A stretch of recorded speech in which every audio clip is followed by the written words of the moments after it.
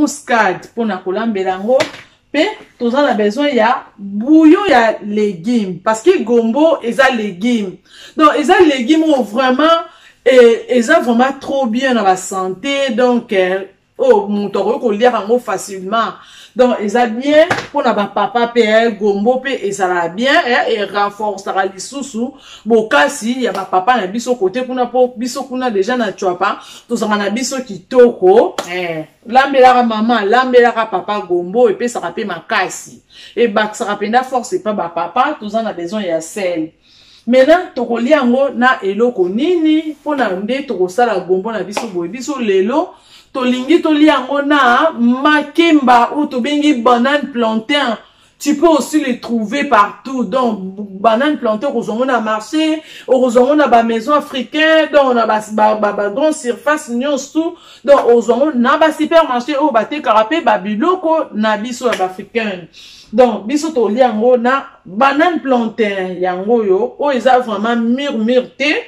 Pourquoi tozui banane plantain, o etela makasité, pour tokoto kisa yango, nde tokolia yango na gombo na biso so tozui o eza vraiment jaune makasi et ozala na sucre mingi et opesa feeling penza te yango totizaka banane plantain oyo eza ya kotela mingi te donc siko dongo na ngai yango yo na kati gombo na ngai ezalaki déjà nettoyé maintenant ozotia yango na moto na lobaki na besoin de l'huile yango yo huile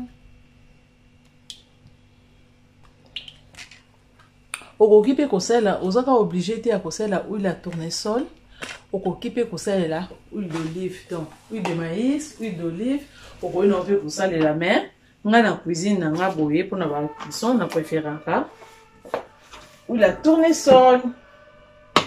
Maintenant, na tie huile nanga na moto, en attendant nazo kata tomate na ngai, po na nga na posa te o na mixe yango, to na sala nango nini non. Na kata tomate na ngai, o ganita. Kati tomate. Po na nga na posa eza kabo. Kati tomate, donc huile na ngai o moto. Akolamba dongo hein Julie Mujinga ba gros bisous Cardozo mille esprit na bango ba gros bisous petite sœur hein mangé bleu la caille ya tisiko na yete je t'aime beaucoup abi yonde hein oui on a bien boyo na ba ino ti bango boye 15 minutes. Nde nazwi na tie oignon na ngai na kati ya casserole na nga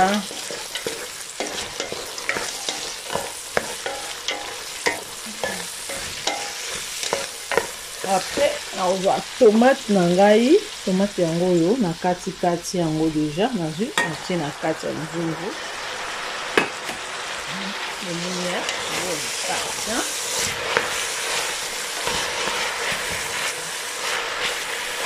dongo ko ba mama to salelaka ba père dongo gombo oyo epesaka ba papa bokasi hein et renforce la force que ba papa oh non national bi hein yango oyo awa natie awa nabaki na besoin 1 kg ya gombo. Na besoin il y a 1 kg ya poisson salé pour nous ça la recette ya maman Nipa. Donc 1 kg ya gombo, 1 kg ya poisson salé, 3 tomates frais.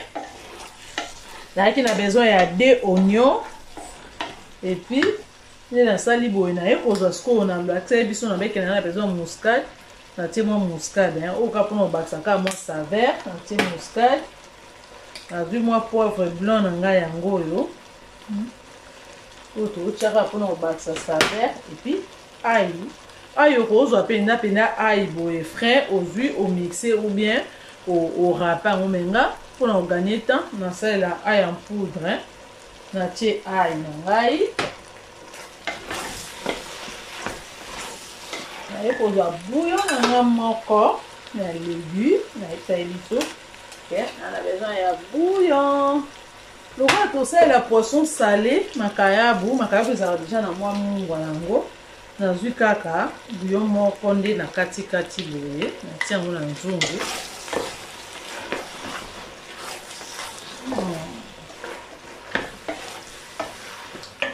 tosalela bapapa Mireille Mufundu, la femme de quelqu'un, ma fille, hein?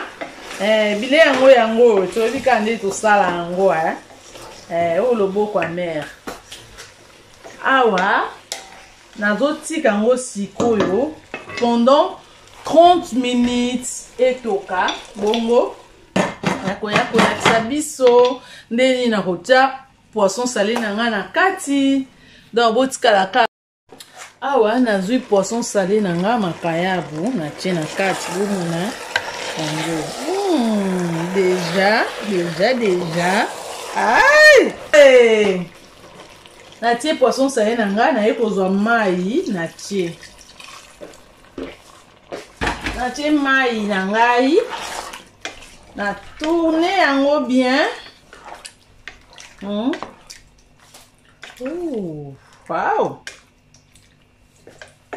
Pourquoi tu sais parce que tu as dit que poisson salé ils aura toujours na mungwa donc moi ko baksa na mungwa ezate to tika ngona boye jusqu'à la fin tant go bela to yeba est-ce que il faut to baksa mungwa to il faut to baksa te maintenant nazo tika ngo boye pendant 30 minutes ne to koma na suka sans plus tarder nazo préparer casserole nanga na tia siko banane plantain nanga na moto parce que na lobai ke dongo na biso to gombo na biso to kolia yango lelo biso to poni to lia yango na banane plantain botika la ka wana bota na suka ndenge ekopesa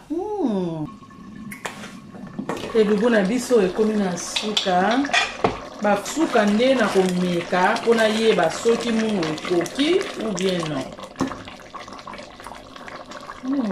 C'est très délicieux. On a pour ça mouate. Nyon sto eza bien. Na ba ki to lia ngona nini, na ba to lia gombo na biso na makemba. Awa, to komi na suka yango yo, na zo makemba na to kisi na zo makemba o etela makasi te na bango pona lelo to suki awa. Banane plantain na biso yango yo. O pena ko ezo kisa posa kolia. Yango ya tusali ya takomi na suka émission na biso yo mutu non au s'abonner pour la première fois ou activer cloche à notification pour ne pas rater mbote na ba wanga ba vrai yangai ba mbote botika la ka scotché botika la ka brancher mon ami personnel Joseph Okito motema ya mami Omba ma grande sœur Odette Kulanga ngolu ya ba Kulanga. Mon grand frère, mon bali na kacha basi deli kulanga, mon bali ngambe bazui wapi. Ba mbote na bino no siska bozali, bo continuer. Ma copine, Patricia Bomono, babi mwana mongala, yonde Patricia. Bah gros bisous, je vous aime tellement beaucoup, vous êtes tellement nombreuses et nombreux na habité. Nini, il faut na tanga ba kombo na bino nyonso mais bozala toujours branché, bo continuer ko aimer ma vidéo, bo continuer ko commenter, bo continuer veut dire ko partager, ko consommer de ta force TV babi to lata eboye bonné na mon tout pour na hygiène de quoi tout ça bloc ko lia babi il faut to veiller vraiment na nyonso tout to komi na souka émission na biso ba gros bisous na ngana ba o nyonso ya ngai botikala kaka branché na Delta Force TV bokozala jamais déci ba gros bisous na ba na ngai ba bi joli nana Cynthia Odette ba gros bisous Sephora Yaya ba gros bisous Rafa Thérèse ainsi que mes petits enfants je vous aime beaucoup Rowan et Owen ba gros bisous na ba o nyonso ya ngai bozala toujours branché bokozala jamais déci tokuta na semaine prochaine na numéro na biso ya sika toujours na ba innovation kaka babi dongo gombo yango nde makambu restez branchés.